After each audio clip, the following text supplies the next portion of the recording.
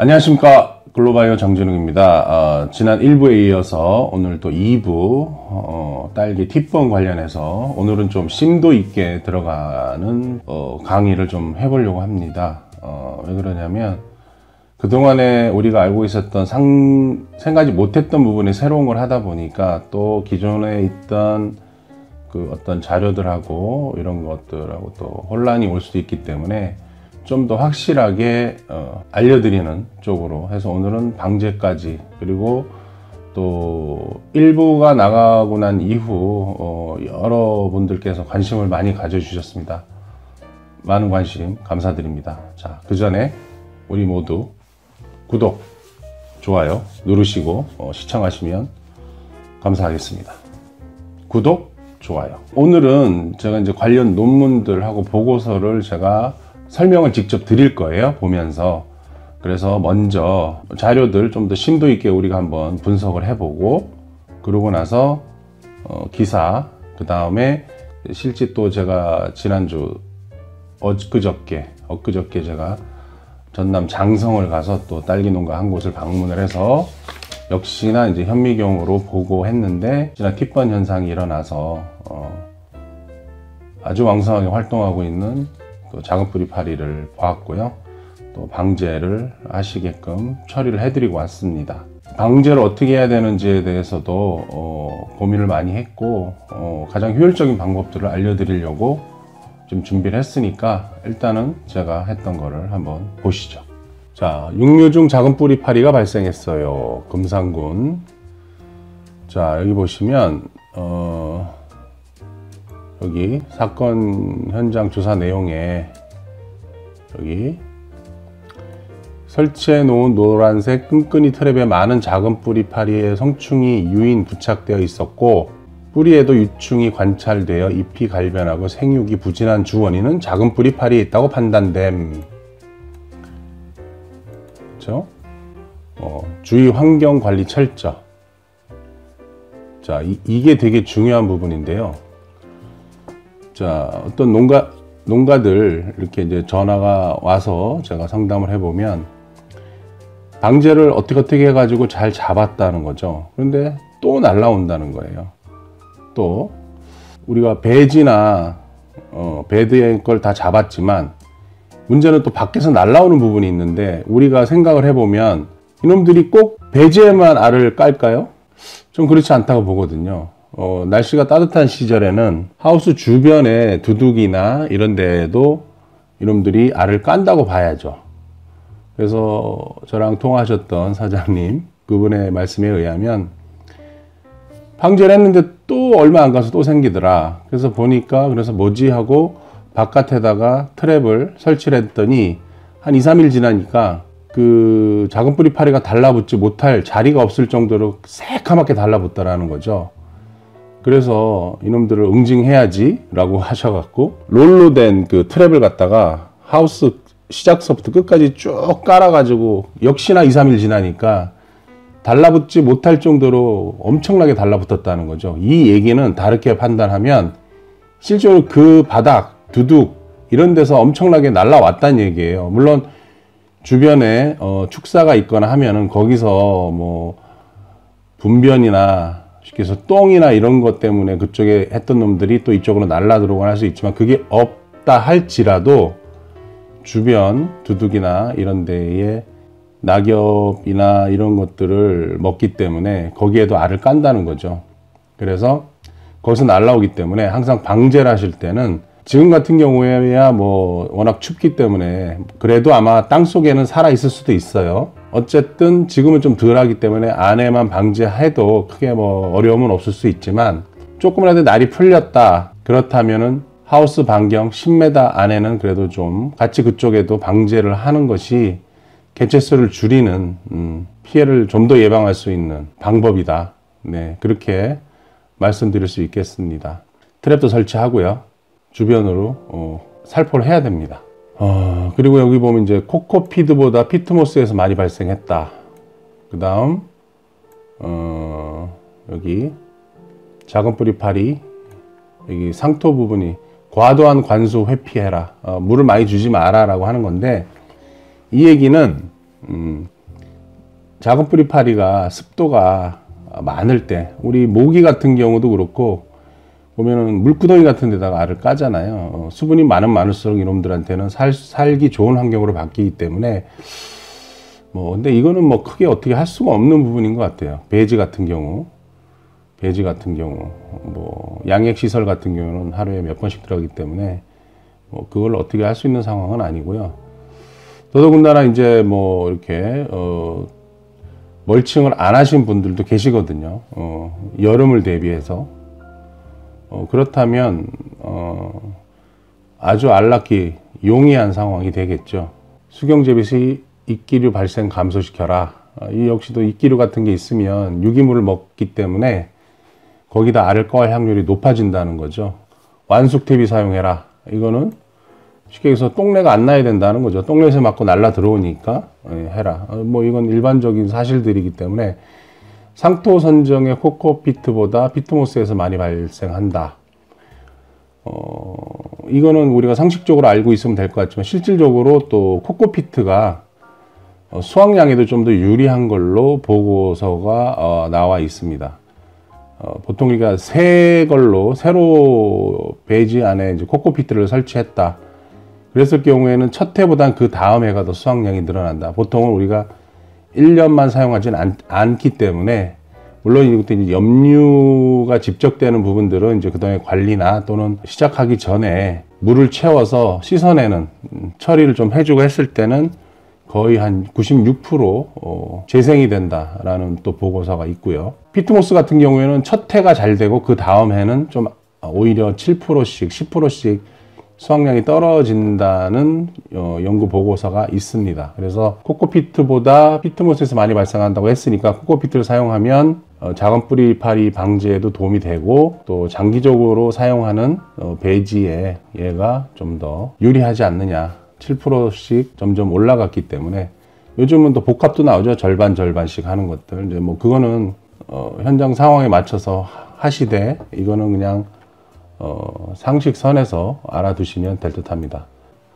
그러면 이제 여기 같은 경우 이제 그 감자 절편, 해서 유인을 하고 트랩을 설치해라. 이렇게 이제 하라고 나와 있죠. 한국응용곤충학회지에 올라간 이제 올해 거예요. 이거는 올해 2018년도 발표한 건데 2018 여기. 실내에서 작은 뿌리 파리 대량 사육 시스템. 충남대학교 윤용남 교수팀이 이제 발표한 건데, 이게 이제 간단하게 얘기하면 이런 겁니다. 작은 뿌리 파리 피해가 매년 늘어나고 있고 심각한데, 이거를 연구자들이 연구를 하려고 하다 보니 작은 뿌리 파리가 없다. 연구할 대상이 없다는 거죠. 그래서 이거를 어떻게 하면 효율적으로 생산해서 우리가 연구에 활용할 수 있느냐에 따른 그 방법을 제시하신 거고요. 그 다음에 이제 여기서 우리가 이제 주목해야 될 거는 두 가지죠. 자, 여기 보면 감자 디스크 배지가 85.2%로 가장 높았다. 이거는 뭐냐면 우리가 아까도 설명드렸지만 그 감자 절편을 놔서 유인한다. 그러니까 얘네들이 본능적으로 거기에 알을 까기를 좋아하고 또 유충 같은 경우에도 이제 그걸 먹기 위해서 그쪽으로 들어가기 때문에 유인하는 거에는 상당히 좀 효과가 있지 않겠는가 하는 자료고요. 용화율, 부화율. 용화율은 이제 유충이 되는 거, 부화는 알에서 유충이 되는 거. 10도와 20도. 20도일 때는 20일을 살고 땅 속에서 10도일 때는 40일을 산다. 50일을 산다는 거죠. 그럼 2달이에요. 왜냐하면 알 상태로 13일이 있기 때문에 두 개 합치면 한 65일 정도 되는 거죠. 플러스 마이너스 있을 수 있을 거고요. 이 연구 내에서 그랬다는 거니까. 그럼 약 2달을 산다는 거예요. 그러면 여기 자료를 보면 5월달하고 10월달에 가장 많이 번성한다. 작은 뿌리파리 유충이 번성을 한다라고 했을 때 지금 2달 계산해도 간단하게 그럼 10월 말에 했다. 11월 초에 했다. 그러면 지금 12월 초니까 한 달 좀 지났잖아요. 지금 있는 게 맞다는 거죠. 날이 추우면 얘네들도 성장을 천천히 하고 동시에 이제 성충이 돼서 가기 전까지 천천히 자라기 때문에 그만큼 땅 속에서 지내는 기간이 길다. 이 얘기는 오랜 기간 지속적으로 뿌리를 갉아먹는다라고 알 수가 있는 거죠. 그러면 대부분 보면 농가가 1월 달에 가장 많이 발생한다라고 해요. 그럼 만약에 11월 초에 했다. 알을 마지막으로 깠다. 그럼 12월 초, 1월 초까지 해서 날아가고 났을 때 이제 그 뒤에 남는 피해 상태가 눈에 보이는 거죠. 전에 일부에서도 말씀드렸지만 이게 10월 달에도 발생하고 9월 말 10월 달에도 발생을 하는 거거든요. 그때가 번성기고 그렇기 때문에 흡수율하고는 사실 연관관계가 크지 않다. 그러니까 영양학적으로 부족하거나 결핍이 와서 한다기보다는 유충의 어떤 해로 보는 것이 더 비중이 높지 않느냐, 예, 그렇게 생각할 수 있는 자료고요. 그 다음에 산란수 몇 마리를 까냐? 10도일 때 111개, 그 다음에 여기 20도일 때 140마리, 뭐 다른 자료에는 뭐 300마리까지 깐다라고 돼 있는데 평균 최하 100개라고 보셔야 되는 거죠. 여기 100개 이하는 없죠. 여기 보시면. 그러니까 이것도 우리가 생각을 해야 되고요. 그래서 두 가지입니다. 온도에 따른 배지 안에서 활동하는 기관과 몇 개의 알이 있겠느냐, 어느 정도 타격을 입히겠느냐. 여기 보면 20도, 15도, 25도일 때 이제 한 60일 산다. 2달 정도 땅속에 살아간다. 그 다음 113개, 최하 100개는 깐다. 최고는 뭐 150개, 300개까지 깐다. 그러면 한 동에 100마리가 있으면 10,000마리고 1000마리가 있으면 10만 마리죠. 10만 마리니까 그러면 최소한 보통 한 동에 6,000주 심었다, 10,000주 심었다 치고 그러면 한 주당 10마리씩 돌아가는 거죠. 10마리 정도 가면 재수없으면 죽는 거고요. 예. 어찌어찌 해서 플러스 마이너스 오차가 생겼다 하면 일단은 생육 자체에 문제를 일으키는 거라서 참고할 수 있는 자료입니다. 자, 여기 보시면 작은 뿌리 파리, 이것도 농진청 자료입니다. 쉽게 알아보는 딸기 병해충에 있는 건데 유충이고요. 이게 어릴 때는, 알 상태에서 어릴 때는 거의 선충 크기라고 봐야죠. 선충보다 조금 크다고 봐야죠. 이놈들은 어릴 때는 땅 속에 있다가 이제 번데기가 돼서 이제 성충으로 되는 시기에는 또 기어 올라옵니다. 그래서 크라운 주 위로 올라와서 있기 때문에 그때 되면 이제 우리 농가에서는 발견을 하게 되는 거예요. 그렇지만 이미 그 전에 땅 속에는 상당수의 작은 뿌리파리 유충이 있다. 어린 유충들이. 그놈들이 뿌리를 파고 들어가고 파서 구멍을 내고 뜯어먹고, 그래서 그 공격을 받은 부위의 뿌리들이 이제 괴사가 되는 이제 그런 악순환이 되기 때문에, 거기가 괴사가 되면 어떻게 돼요? 그쪽 라인을 통해서 올라가던 양분이 못 들어가니까 거기와 연결된 잎 부분이 괴사가 들어가는 겁니다. 양분이 공급이 안 되니까, 예, 수분도 공급이 안 되고 양분도 공급이 안 되니까 거기에는 이제 세포가 괴사가 될 수밖에 없죠. 자, 작은 뿌리파리 유충은 햇빛을 기피한다. 예, 햇빛을 싫어한다. 그러니까 어떻게 돼요? 땅속으로 기어 들어가죠. 땅속으로 기어 들어가고 수분이 많은 곳을 선호한다. 예. 그다음 뿌리를 가해하고, 여기 보면 네, 뿌리를 가해하고 피해받은 뿌리는 갈색의 상처가 나며 육묘식이나 온실 재배 환경에 많은 피해를 나타낸다. 자, 토양 내부의 뿌리털이나 어린 뿌리를 직접 가해하여 뿌리의 발달이 불량해지고 지재부 주변이 너덜거리며 수분의 영양분 이동을 저해함으로써 생장지연, 시드름 증상을 일으킨다. 결국에는 뿌리의 절단과 지재부의 줄기를 타고 터널을 만들어 들어가 식물체를 고사시킨다. 쉽게 해서 뚫고 들어가는 거예요. 저희가 그 일부에서 보여드렸던 그 물어 뜯는 거, 마치 사자가 잡은 사냥감의 내장을 뜯어서 배에 구멍을 내서 파먹듯이 그렇게. 여기 보면 이제 보통 10월에 증상이 나타날 경우 새잎이 약간 짝잎이 되고 연한 녹색이 된다. 근데 괴사까지 오는 거예요. 괴사까지. 그리고 탄저병, 여부 시들병의 원인이 되는 균류를 매개할 수 있다. 균을 전파한다는 거죠. 이렇게 보시면 여기 지금 괴사가 됐잖아요. 여기 예, 죽었죠. 시커멓게. 여기도 이게 이렇게 증상을 일으킨다는 거예요. 그리고 시들고 여기 이제 비대칭으로 짝귀라고 하죠. 예, 짝잎이 된다. 색깔이 빠지죠. 색깔이 빠지는 거는 지금 이게 비정상으로 작다는 거는 여기에 어떤 뿌리가 손상이 됐다는 거고, 이쪽으로 타고 올라가는 뿌리 쪽을 갉아 먹었다는 거고, 여기가 이제 양분이 충분하게 못 올라가기 때문에 이제 색이 빠지는 거죠. 네.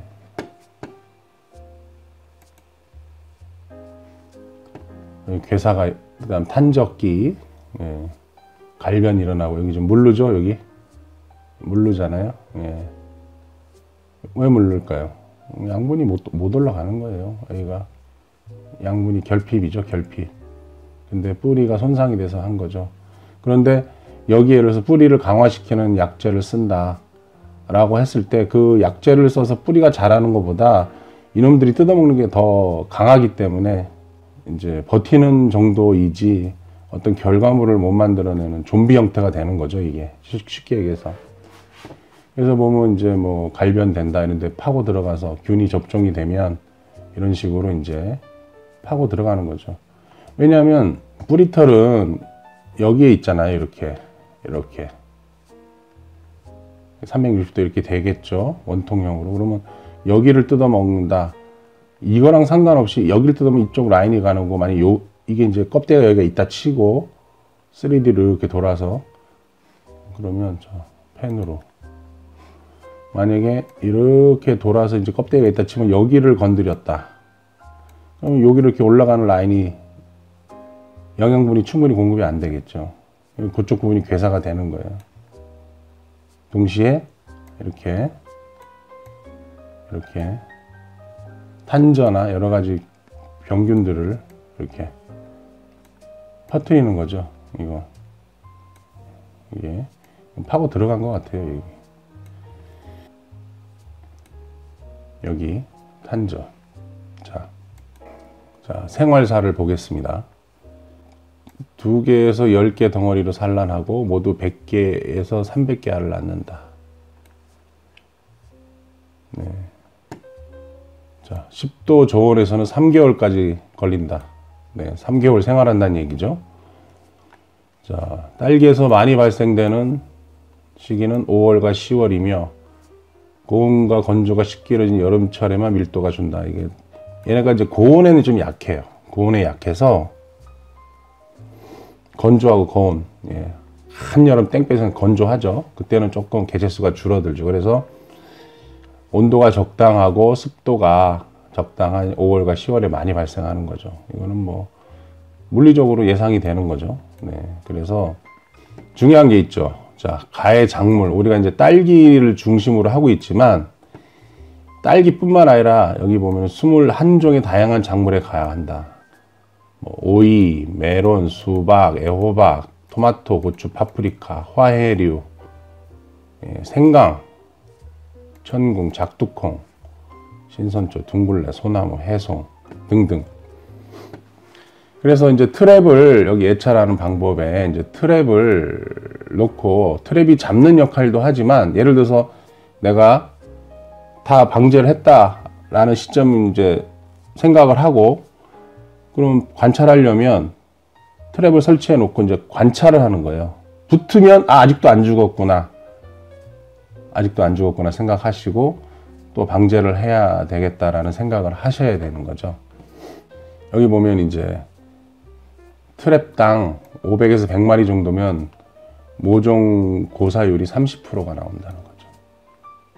아까 설명드렸던 그 전화가 오신 그분, 그 트랩에 붙을 자리가 없을 정도로 막 새카맣게 붙었다.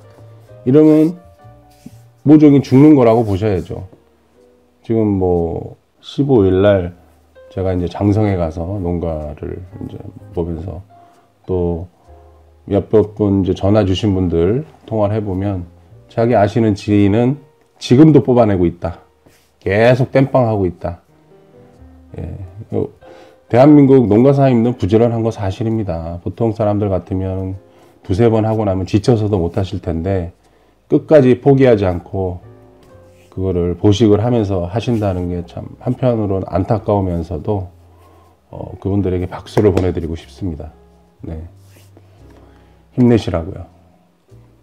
그래서 주당 한 100ml 정도, 여기 방제 같은 게 100ml 10일 간격으로 하는데 이거는 조금 10일 간격으로 토경 같은 경우에는 가능할 수 있겠지만 고설은 매일같이 이제 하루에 3번에서 5번까지 퇴수를 통해서 내려보내기 때문에 약이 좀 희석될 가능성이 있어서 그거는 제가 뒷부분에 또 설명을 드리겠습니다. 자, 이제 여기 약재가 나오는데 여기 이제 중요하게 보셔야 될 부분은 꿀벌 피해예요. 꿀벌 피해. 예. 꿀벌 피해. 꿀벌 피해. 꿀벌 피해. 꿀벌 피해. 꿀벌 피해.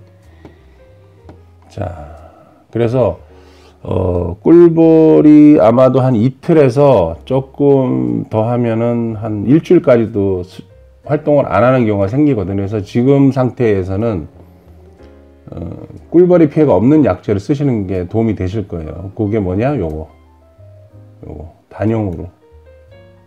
요거는 꿀벌이 피해가 적다고 하죠.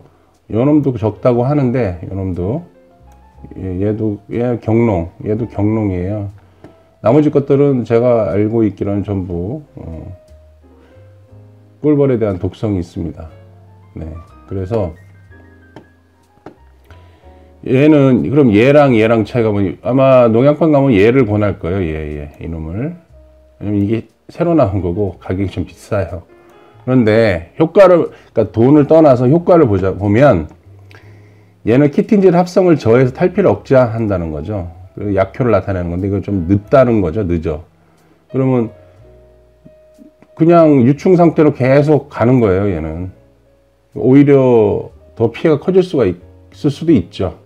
물론 뭐 다른 기질에 의해서 뭐 활동성이 저하될 수는 있겠지만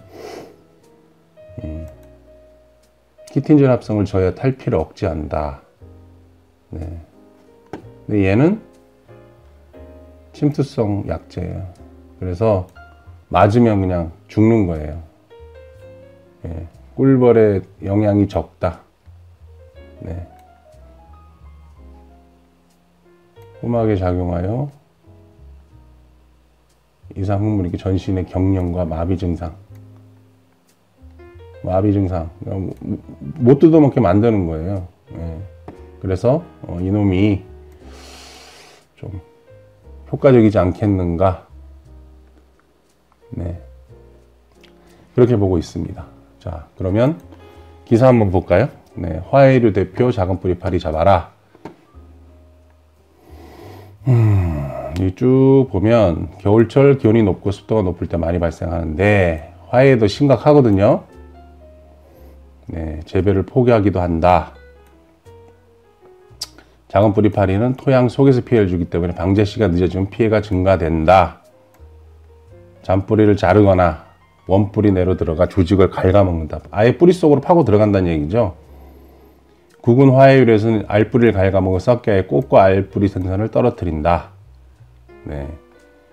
그리고 토양에 존재하는 모든 곰팡이 병균을 먹거나 묻혀서 작물내로 옮겨서 복합적인 피해를 준다. 최근에는 뿌리 응애와 선충도 함께 발생하는 경우가 많다. 네.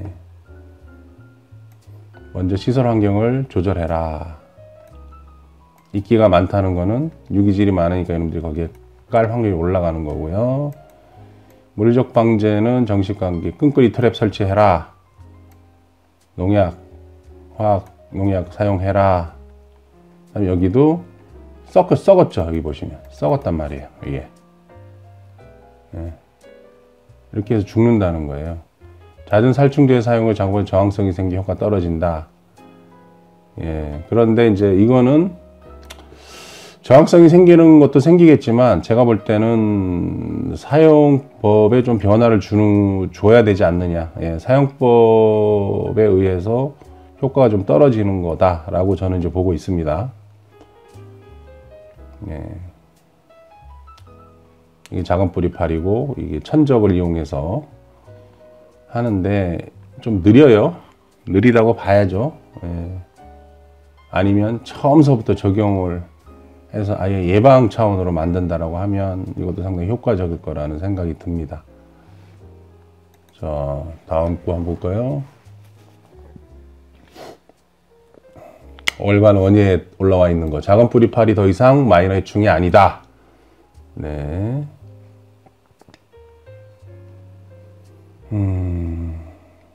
후두둑 날아다닌다. 자, 깡충깡충 뛰어다니는 것 같은 여러 가지 파리들 중에 모개같이 몸이 갸름한 거 볼 수 있는데 작은 뿌리팔이다. 네, 피해. 햇빛을 싫어한다. 수분이 많은 곳 좋아하고 뿌리를 가해서 갈색의 상처가 나고 지제부의 줄기를 파고들어 들어간다. 거의 뭐 호랑이처럼 사자처럼 이가 아주 발달돼 있어서 뿌리 활착 단계에서 피해를 입으면 피해가 심각하게 나타난다. 시드름병 나타나고 결국엔 고사한다. 네. 특히 이제 작은 뿌리파리는 뿌리털을 씹어 벗기거나 골물을 씹는다. 골물을 씹는다는 것은 생장점을 얘기하는 거예요. 뿌리 생장점이 어린 시기에는 그게 계속적으로 뻗어나가 가지고 뿌리를 깊게 박는데 얘는 또 뿌리 골물을 그 생장점을 갉아먹는다는 거죠. 그리고 그 안으로 파고 들어가서 뿌리 내부로 유충이 침입하여 식물에 피해를 준다. 네. 최근에는 성숙한 작물체에도 피해를 주고 있다. 심각하죠. 네. 심각합니다. 토양 내 뿌리 조직 내부로 침입하여 지상부의 육질과 즙액이 풍부한 줄기까지 터널을 만들어 피해를 준다. 그러니까 뿌리에다 굴을 뚫어서 줄기까지 올라간다는 거예요. 줄기까지. 거기에 이제 물관과 체관을 파괴하고 그 터널을 막고 올라가기 때문에 밖에서 보면 안 보이는 거예요. 땅 속에 있죠. 뿌리 안에 파고 들어가죠. 줄기까지 안에서. 시드름병이 생기겠죠. 당연히 조직이 파괴가 됐는데 올라가는 도관이 다 파괴가 됐는데 당연히 안 올라가니까 수분도 안 올라가지. 시드는 거예요. 선충 얘기인데, 자, 선충은 다음 기회에 한번 얘기할까요? 아니 뭐 계속 하겠습니다. 그러면 선충도 뿌리썩이 선충 같이 이제 보통 같이 있는 경우가 있어요. 같이 있는 경우가 있고, 그러니까 어떻게 보면 선충과 작은 뿌리파리는 어차피 뿌리에 문제를 일으키기 때문에 증상은 거의 비슷하게 나온다고 봐야죠. 그런데 제가 그동안 이렇게 다녀보면 95%는 토경 같은 경우에는 또 여러 가지 환경 변수가 있기 때문에 쉽게 단정하기 어렵지만, 고설 같은 경우에는 95%는 작은 뿌리파리, 한 5% 정도가 있다고 봐야 되죠. 그런데 이제 만약에 이제 선충이 배지 고설 재배에서 발견이 된다 그랬을 때는 이건 더 심각할 수가 있어요. 왜냐하면 얘네는 자체적으로 알을 토양 속에서 계속 만들어서 까잖아요. 개체수가 엄청나게 늘어날 수 있다는 거죠. 물론 완벽하게 소독을 해야 되는데, 작은 뿌리파리는 성충이 알을 낳아야만 되기 때문에, 물론 토양 속에서 지내는 기간이 겨울 추워지는 기간에는 길어서 어차피 비슷한 효과를 내지만, 그래도 어느 정도 죽으면 지속적으로 양이 늘어나거나 하는 것들은 좀 막을 수가 있는데, 선충은 지속적으로 계속 늘어나기 때문에 개체수를 제어하는 데 좀 상당히 애를 먹을 수가 있습니다. 그래서 여기 보면 예, 이건 이제 국립농업과학원에서 나온 예, 매뉴얼인데 이제 육묘장에서 뿌리옥선충, 그 다음에 참선충, 뿌리썩이 선충 3가지 정도가 지금 나왔다고 하죠. 예.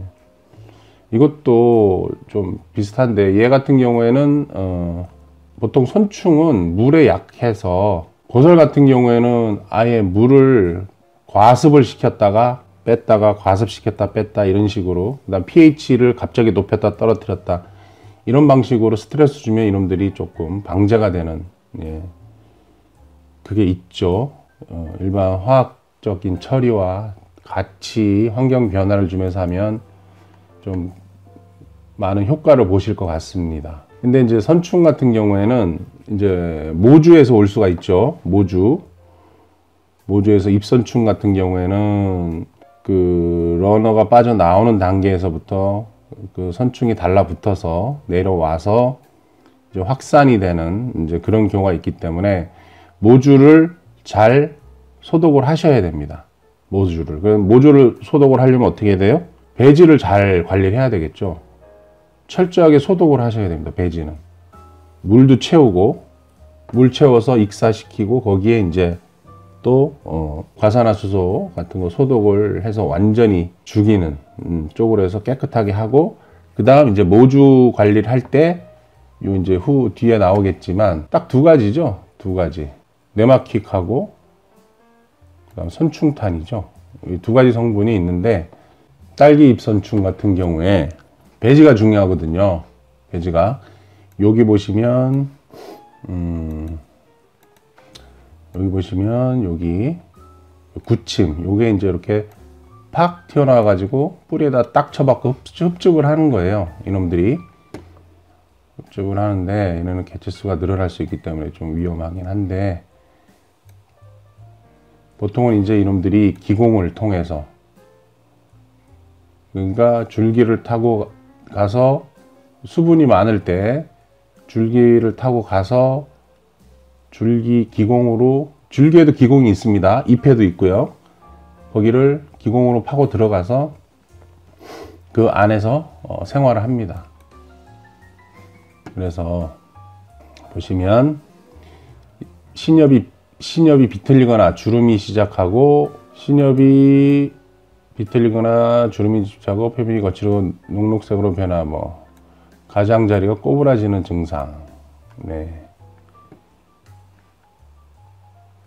잎자루가 붉은색을 띠며 런너 마디 사이가 짧아진다.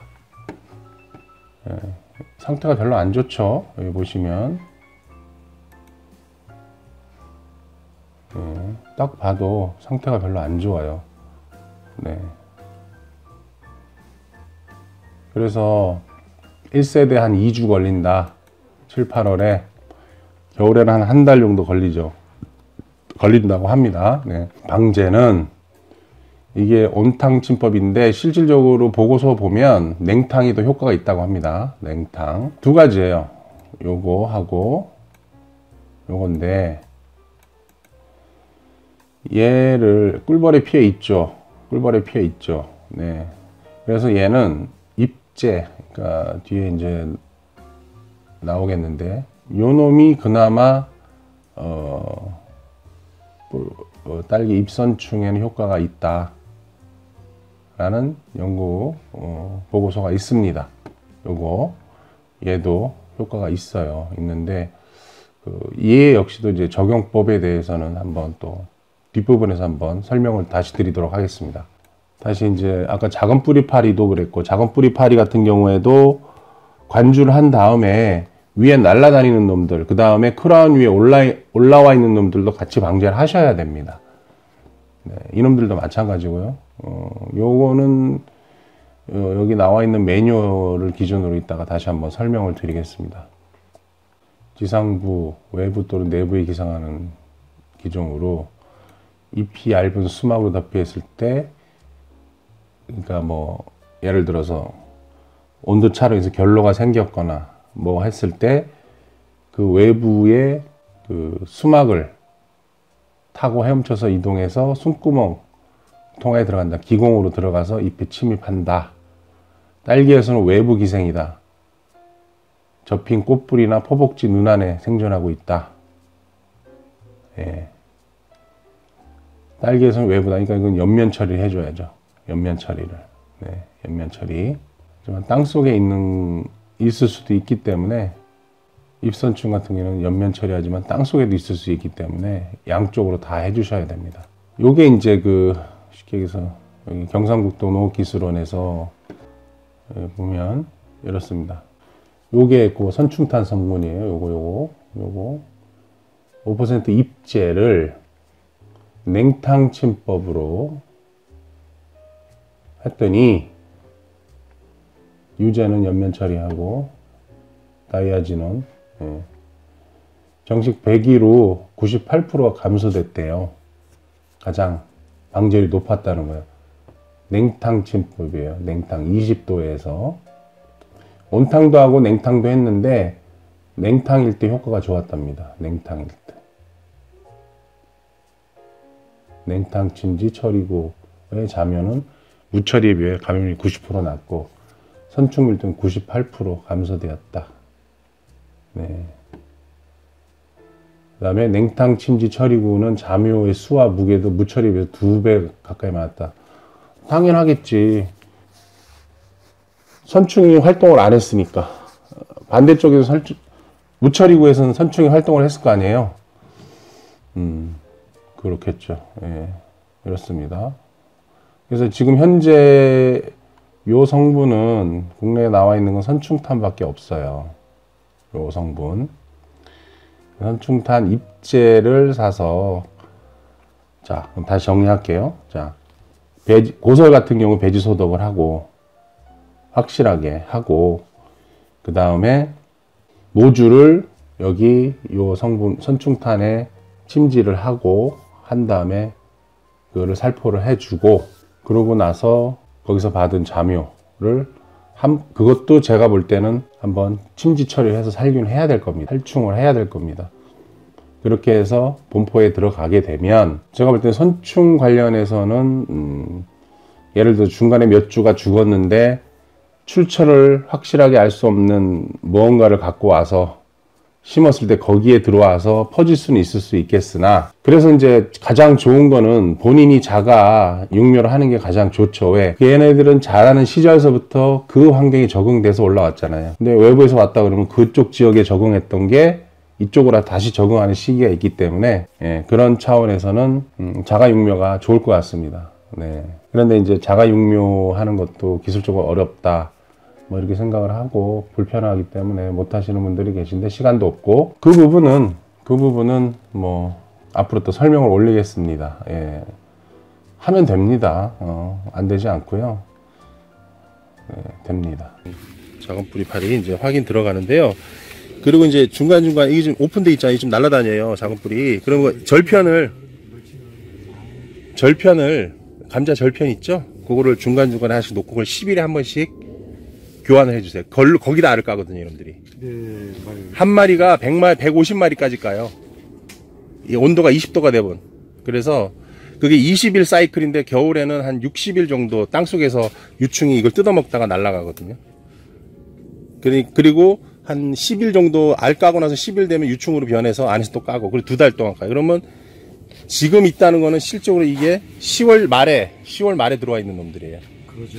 예. 깍두기 됐을 때 다 들어왔죠. 예. 그러니까. 적식하고 나서. 예. 그러고 나서 이제 그놈들이 과로갈 양분을 다 빨아먹기 때문에 이놈들이 이렇게 생산량도 조금 주춤해지고 이렇게 바뀌는 거예요. 그래서 요걸 하나 뽑아보세요. 그럼 제가 지금 바로 확인해드릴게요. 이렇게 관부가 좋은데. 이야. 그죠. 한방요소 쓰면 이렇게 작물이 잘 되잖아요. 그러니까 지금 잘 해놓으셨는데 저기 한 거예요. 작은 뿌리 파리가 올해 계속 지금 3년 멀칭하다가 올해 멀칭을 하니까 딱 효과가 방제도 많이 했는데, 방제가 그렇게 중요해요. 소독도 엄청 잘했거든요. 네. 그대로. 뿌리 봐라. 뿌리가 아주 이 색은 많이 있는데. 네. 뿌리가 발달해 있어. 그럼에도 불구하고 팁번이 발생하는 거는 괜히 금액만 아니 20만 낮춰. 이씨 낮추는 거랑 상관없습니다. 네. 좀 흙을 좀 털고요. 목대 부분에 있으니까. 아, 강의 보셨죠? 제가 한 거. 봤어요. 예, 그러면 이해하셨으니까. 아, 그러고 작은 뿌리 발에 돼 있었더니 아는데 네. 올해는 제가 방제를 조금 소홀했더니 저쪽 하우스하고 왔다 갔다 하느라고 아, 그 날씨도 안 좋아지고. 아니 언뜻 제가 편안해서 한번 작뿌리 확인하려고 장터를 가져봤더니 네. 작은 뿌리 발이 그 느낌이 보이더라고요. 아, 그래요?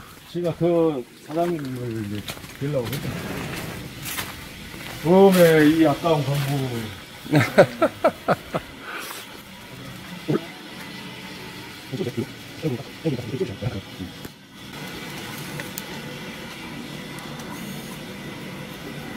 자, 이놈들이 주로 어디냐면 요 가 쪽으로 이렇게 있어요. 요게. 자, 오늘은 2018년 12월 13일 여긴 어디죠? 진원이죠. 지금 보시다시피 작은 뿌리 파리가 왕성하게 지금 활동을 하고 있습니다. 지금 여기 단면을 잘라서 지금 보고 있는 거고요. 이렇게 움직이고 있습니다. 자, 보시면 꽃대가 이렇게 탔고요. 그 다음에 속순 올라오는 게 탔습니다. 탔고, 그 다음에 여기 보시면 핏번 현상이 일어났습니다. 그래서 지금도 확인할 수 있어요. 그리고 이제 제 한방요소를 쓰셔서 크라운이 상당히 굵고 좋은 상태임에도 불구하고 이렇게 괴사 현상이 일어나는데 과도 상당히 큰 편이고요. 그런데 이놈들이 작은 뿌리 파리 이놈들이 그 공을 다 지금 가져가는 상황이 돼버렸습니다. 이렇습니다. 이제 다음 거를 한번 또 해보겠습니다. 자, 지금 이렇게 잎이 이게 작은 뿌리 파리 피해죠. 이게 근데 이게 지금 괴사가 다 되고 있죠. 이렇게 이거는 이 밑에 이것도 지금 작은 뿌리 파리. 근데 이제 선충이 왔을 경우 이렇게 이제 색깔이 이렇게 균일하게 이렇게 퍼져 나가는 현상이 있는데 선충이 아니기를 한번 바라봅니다. 이거를 한번 현미경으로 확인을 해 보겠습니다. 지금 찾아냈습니다. 두 번째 이거죠?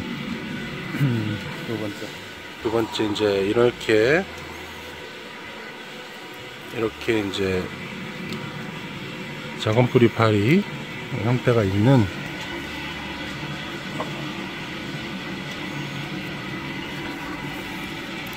지금 활발하게 움직이고 있습니다. 두 번째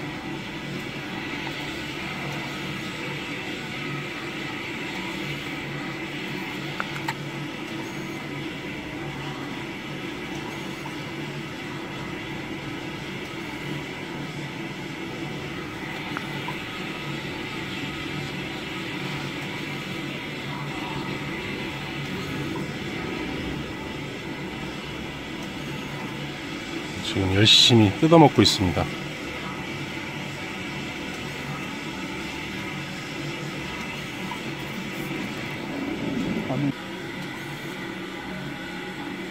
있다.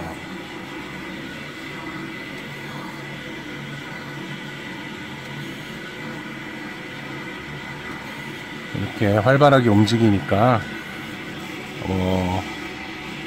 한두 마리 있을 경우에는 생육에 지장을 주고 죽지는 않지만 속잎이 타게 만들고, 근데 이게 이제 개체수가 많아 버리면 아마도 딸기를 고사시키는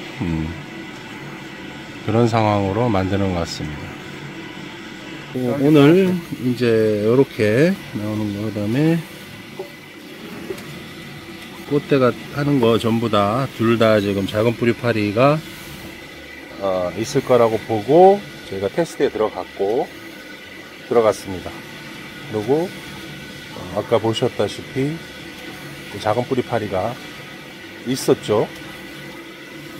그래서 이제 걔네들이 계속적으로 이렇게 뿌리를 건들고 다니면 신초 쪽에 대부분 이제 이쪽에서 오기 때문에 직접적으로 나가는 라인에서 신초 나오는 것들 이렇게 타는 거죠. 그러면 꽃대도 문제가 생기고요. 그러면 수확이 안 된다고 봐야죠. 수확이. 이쪽으로 됐습니다. 지금 시커먼 거 보니까 이쪽으로 된다는데.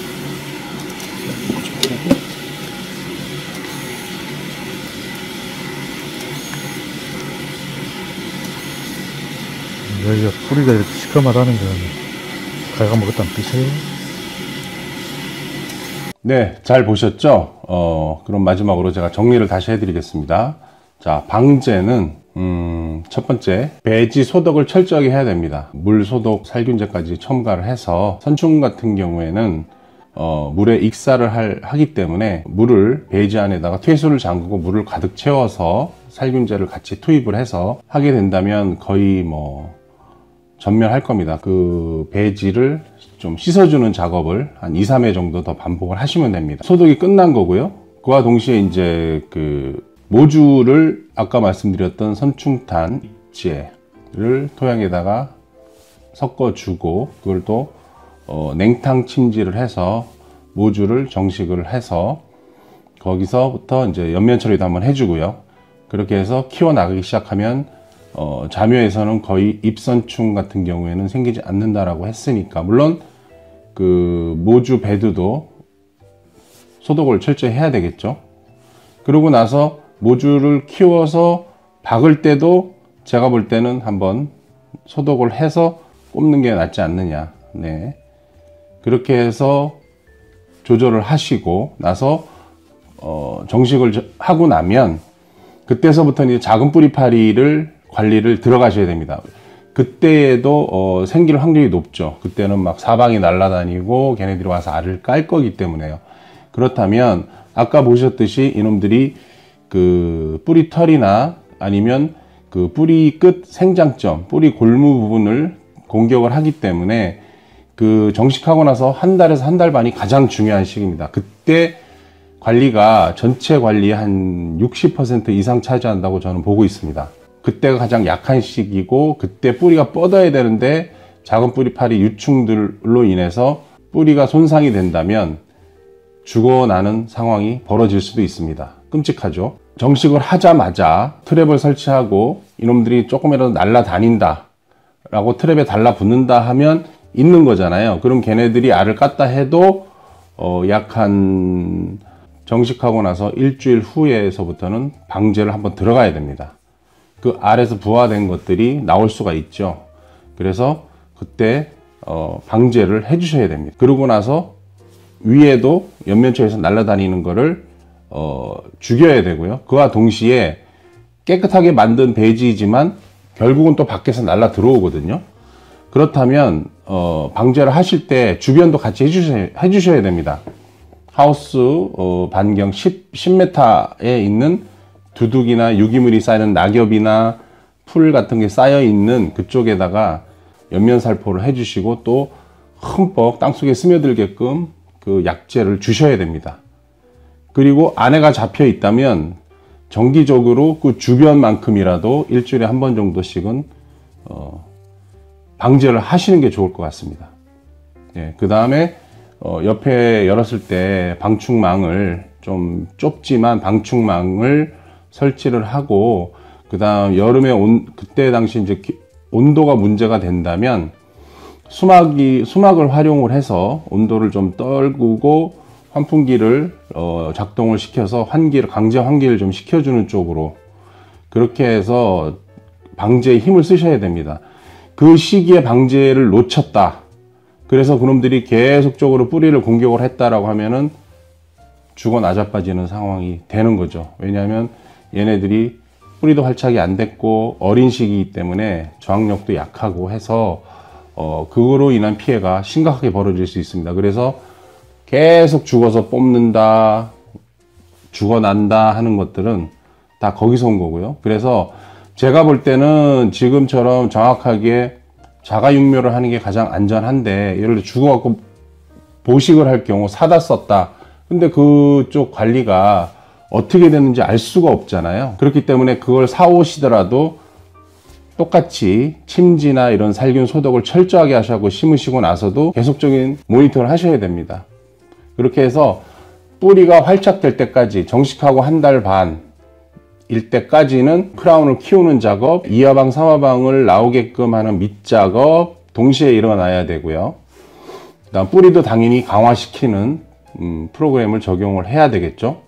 그렇게 해서 그 시기를 잘 넘어가야 됩니다. 물론 9월달 정도 되면 아직까지는 고온 시기이기 때문에 여러분들이 활개를 치는 상황이 안 될 수도 있죠. 하지만 알 수가 없기 때문에, 그래서 최대한 방제에 노력을 하셔야 됩니다. 선충은 아마도 배지 소독을 철저하게 하셨다면, 그다음 모주를 잘 하셨다면, 관리를 잘 하셨다면 일단은 선충으로부터는 좀 자유로울 수 있다라고 생각이 들고요. 토경은 또 선충에 좀 취약할 수 있지만 어쨌든 토양 관리가 평상시에 잘 되어 있었고, 그 다음에 뿌리를 강화시키는 프로그램을 적용하고, 또한 거기에도 마찬가지로 살균 소독을 좀 하면서, 그러니까 토경 같은 경우에는 정식 전에 물을 채워서 토양 살균, 그때도 제가 볼 때는 선충탄 입제를 같이 활용을 해서 하시게 된다면 선충은 좀 자유로우실 수 있다. 하지만 이제 작은 뿌리 파리는 외부에서 계속 날라오기 때문에 그 역시도 고설과 마찬가지로 트랩을 설치하고 모니터를 하시면서 하나라도 달라붙었다 라고 보이시면 그때서부터는 방제 준비를 하셔야 됩니다. 땅속에 있다는 얘기거든요. 그래서 왜 그러냐면 작은 뿌리 파리가 그 시기가 되면은 살아있는 게 2일에서 3일, 길어야 5일입니다. 그러면 그게 날라와서 붙었다면 그게 알을 까고 붙었을지 알 수가 없거든요. 아마 알 까고 붙었을 확률이 높죠. 그렇다면 그놈들이 한 일주일 후면 부화가 돼서 이제 활동을 시작할 거기 때문에 트랩을 붙였는데 보였다 하면은 어쨌든 일주일 안에는 방제를 하셔야 됩니다. 초기에 개체수를 죽여놓으면 어쨌든 딸기는 생장하는데 큰 어려움 없이 커진다는 거죠. 그렇게 해서 완벽하게 설치가 관리가 되고 나면 10월 달이 되겠죠. 그러면 그때는 좀 더 많은 개체수가 들어온다 하면 그때도 주기적으로 날아다니는 거가 없어야 되고요. 날아다니는 게 없어야 되고, 그 땅속에 있느냐 없느냐 판단은 역시 트랩으로 하고, 그 다음에 그 감자 배지 보통 이제 큐브 형태로 하시면 될 것 같습니다. 1cm, 1cm, 1cm 가로 세로 높이 1cm 정도, 뭐 가로 세로는 1cm, 위로는 뭐 15cm, 15mm입니다. 1cm, 1cm, 1.5mm, 1.5cm 이렇게 해서 그 절편을 크라운 근처에다 하나씩 박아놓고 한 10일 간격으로 교체해 주는 거. 그렇게 된다면, 그게 있다면 아마 작은 뿌리 파리가 그 절편에다가 알을 깔 확률도 있으니까 미리 이제 좀 수거를 해 갈 수 있는 환경이 되는 거죠. 경록 모스피란을 사용해 주시는데, 그때는 이제 꽃이 피기 전이기 때문에 물론 꿀벌 관리가 이제 된 상태에서 그때는 기존에 나와 있는 제품들을 복합적으로 사용해도 화방이 안 나온 상태이기 때문에 어느 정도 효과를 보실 수가 있을 겁니다. 네. 그거에 대해서 9월 중순 15일서부터 정식하면서부터 10월 말까지 한 달 반은 키움과 동시에 방제를 하셔야 됩니다. 그때 이제 10월 말까지 이놈들이 10월, 11월 달까지 활동을 하고 11월 말서부터 12월 초가 되면은 이제 그런 티번 현상을 만들어내는 겁니다. 그거를 철저하게 방제를 하셔야 됩니다. 꿀벌에 대한 독성이 없는 게 모스피란이고요. 거기서 나온 뭐 유제, 어쨌든 모스피란이 그나마 지금 가격도 나름 가성비가 있고 효과도 어느 정도 볼 수 있는, 아까 적용하는 방법, 그러면 어떻게 방제를 해야 되느냐 하면, 첫 타임에 양액을 주는데 그 전날 확산제를 먼저 관주를 해줍니다. 저녁에. 그러면 밤사이도록 이게 확산이 쫙 돼서 길을 만들어지면 그 다음날 오전에 양액과 함께 모스피란을 같이 공급을 합니다. 그러고 나서 그날은 양액을 더 이상 주지 않습니다. 왜? 이게 약을 줬는데 계속 양액이 들어가게 되면 그게 퇴수를 통해서도 씻겨 나갈 수 있는 확률이 있기 때문에 이놈들이 접촉을 해야 죽거든요. 물론 섭식을 해도 죽겠지만, 그랬을 때 얘네들이 좀 더 접촉할 수 있는 환경을 만들어 주기 위해서입니다. 그리고 그 약이 점적을 통해서 들어갔던 게 서서히 퍼져갖고 쭉 나가는 거는 한 하루 정도는 그렇게 해야 되지 않는가 싶어요. 그렇게 해서 한번 주면서 시작을 한다 그러면 하루 정도는 양액을 안 줘도 뭐 크게 문제가 안 되거든요. 그래서 그렇게 해서 예방 차원으로 가셔도 되고, 또는 중간에 내가 방제를 못했는데 지금 너무 왔다, 그래서 한 번에 좀 이걸 개체수를 죽여야 되겠다라고 생각을 하신다면 전날 확산제를 넣고 그 다음날 오전 타임, 첫 타임에 양액과 함께 준 다음에 그날을 굶기고 그 다음날 한 번 더 반복을 합니다. 그때는 확산제는 굳이 안 넣으셔도 돼요. 한 번 더 하루 정도를 또 아침 한 번 주고 또 하루를 굶깁니다. 그렇게 하고 나서 그러고 나서는 이틀 동안 보고, 물론 그때는 연면 시비도 같이 하셔야 됩니다. 연면 시비 같이 하셔야 되고요. 그래서 위에 날아다니는 거 없어야 되고, 뿌리를 위한 프로그램도 같이 적용을 하셔서, 그거는 이제 저희 프로그램이 있는데, 동영상에 보셨듯이 저희들이 이제 관리해드린 농가에서도 작은 뿌리 파리 때문에 문제가 생겨서 그 부분을 다시 회복할 수 있는 방법을 해드리니, 그분들은 이제 제가 알려드린 그 프로그램을 적용해 오셨고 그거에 관련된 효과를 느끼고 계시기 때문에 아마도 그분들은 100% 적용을 하실 겁니다. 근데 이제 처음 보신 분들은 이게 무슨 얘기인가 이렇게 좀 들으실 수도 있겠지만, 어쨌든 그런 프로그램이 있습니다. 그래서 딸기는 정식하고 나서 한 달에서 한 달 반이 제일 중요합니다. 그 시기가 제가 보면 거의 전체 농사의 한 60에서 70% 중요도가 있습니다. 뿌리가 정식으로 하고 나면 활착을 해야 되잖아요. 그때 한 달 동안 굵은 뿌리가 깊게 뻗어 나갑니다. 그러고 나서 한 달 후가 딱 한 달 정도 지나고 나면 더 이상 굵은 뿌리는 생장을 멈추고, 그때서부터는 이제 뿌리털을 발생을 시켜서 체면적을 이제 확보를 하기 시작을 합니다. 그때 그걸 확보를 못하면 나중에는 어떤 약제 처리나 어떤 영양제를 공급을 해도 그 굵은 뿌리가 이렇게 쉽게 자라질 않습니다. 뿌리털만 계속 생겼다 죽었다 생겼다 죽었다 하면서 가기 때문에. 그래서 그럼 그게 언제 제때 활용하느냐? 2월달 3화분까지 나오고 나서 많이 과가 달렸을 때 왕성하게 뿌리에서 흡수를 해서 그걸 다 양분으로 공급을 할 수 있는 터전을 만드는 거죠. 쉽게 얘기해서 위를 키워놓는 거예요. 위를. 한의학에서는 내장, 특히 뿌리를 위로 판단하고 있습니다. 내장을 뿌리에 해당이 됩니다. 소화기관이 발달을 해야 영양 흡수가 잘 되듯이 작물도 뿌리를 확보를 잘 튼튼하게 만들어 놔야 됩니다. 어차피 딸기도 시간이 가면 갈수록 화학 비료에 노출이 되고, 그러다 보면 뿌리가 점점 약해지거나 문제가 발생할 수밖에 없거든요. 그럴 때 굵은 뿌리나 이런 뿌리의 체면적을 최대한 확보를 해 놓으면 어느 정도 손상이 가더라도 또 회복하면서 이렇게 선순환을 시킬 수 있는 환경을 만들 수가 있죠. 근데 그건 나중에는 안 만들어집니다. 정식하고 나서 한 달에서 한 달 반, 그때 최대한 집중을 하셔서 뿌리를 확보를 하시는 노력을 하셔야 됩니다. 그래서 그게 되고 나면 건강하죠? 그러면 예를 들어서 균이나 이런 것들에 대한 저항성도 올라가고요. 그리고 그 충이 있음으로 인해서 그놈들이 상처를 내고, 그 상처를 통해서 탄저균이나 뭐 시드름병이나 이런 것들이 접종이 안 되기 때문에 충만 잘 관리하면 균도 어느 정도 제어가 가능한 그런 환경으로 변화하게 됩니다. 그래서 충 관리, 제가 처음에 말씀드렸듯이 온도 관리, 그 다음 충 관리만 잘 해도 기본은 합니다. 기본 이상 할 수 있습니다. 그래, 결국은 이 두 가지를 하는 이유는 결국은 뿌리를 위해서 하는 거예요. 모든 농사는 뿌리 농사입니다. 날이 추워서 흡수가 안 되는 것도 뿌리가 약해서, 뿌리의 그 활용 능력이 떨어져서 그런 거죠. 그러면 관리가 제대로 된 뿌리와 관리가 안 된 뿌리가 아무래도 날씨가 똑같은 추운 환경에 노출이 됐을 때 뿌리가 건강하고 활성도가 올라가 있는 뿌리라면 더 많은 양분을 흡수를 하겠죠. 그게 이제 결국은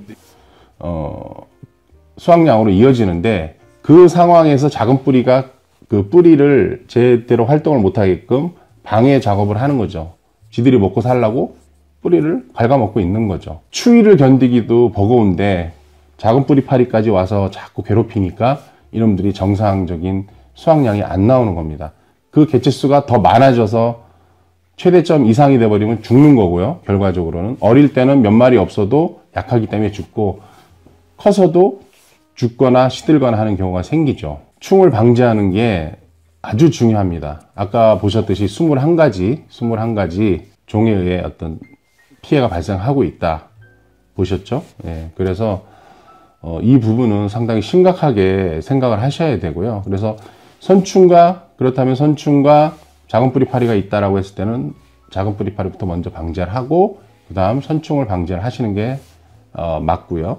아까 말씀드린 잎선충 같은 경우에는 초반에 알려드렸던 아까 선충탄이나 이런 제품들로 활용을 해서 방제를 하시게 되면 아까 연구 보고서와 마찬가지로 약 98%는 방제가 된다고 했으니까 제가 볼 때는 그렇게 초기에 환경을 만들어 놓고 그 다음에 이제 작은 뿌리 파리만 집중해서 관리를 하시게 되면 좀 더 수월하게 관리가 될 거라고 예상을 하고 있습니다. 그래서 한 달에서 한 달 반 동안 뿌리를 잘 만들고 그 다음에 이제 크라운을 키우는 작업을 합니다. 그러고 나서 바로 이화방을 만들어내게끔 연속으로 물고 나오게끔 작업이 들어갑니다. 그 다음에 이화방이 나오면 또 3화방이 바로 물고 나오게끔 그런 작업을 하는 프로그램이 있고요. 예, 그거는 저희 대표번호 1544-2596으로 연락 주시면 제가 상세하게 알려드리도록 하겠습니다. 여기까지만 된다고 하면 아마도 큰 어려움 없이 이제 온도 관리만 온도 관리도 상당히 좀 어려운데 온도 관리하고 이런 것들은 이제 3부에서 그러면 자 2부까지 해서 충에 대한 우리가 경각심과 어떻게 관리해야 된다라는 거를 어느 정도 습득을 했기 때문에 그럼 그 다음서부터는 어떻게 키워야 되는가, 어떻게 영양 관리를 좀 더 효율적으로 해야 되는가에 대해서 또 한번 프로그램을 만들어서 올려드리도록 하겠습니다. 긴 시간 봐주셔서 감사하고요. 구독, 좋아요 꼭 눌러주시고요. 궁금하신 게 있으면 대표 전화 1544-2596으로 전화 주십시오. 지난번 1편 나가고 나서 많은 분들이 전화 주셨고 또 많은 분들이 또 구독, 좋아요 해주셨습니다. 네, 감사드리고요. 앞으로도 계속 구독, 좋아요 부탁드리겠습니다. 감사합니다.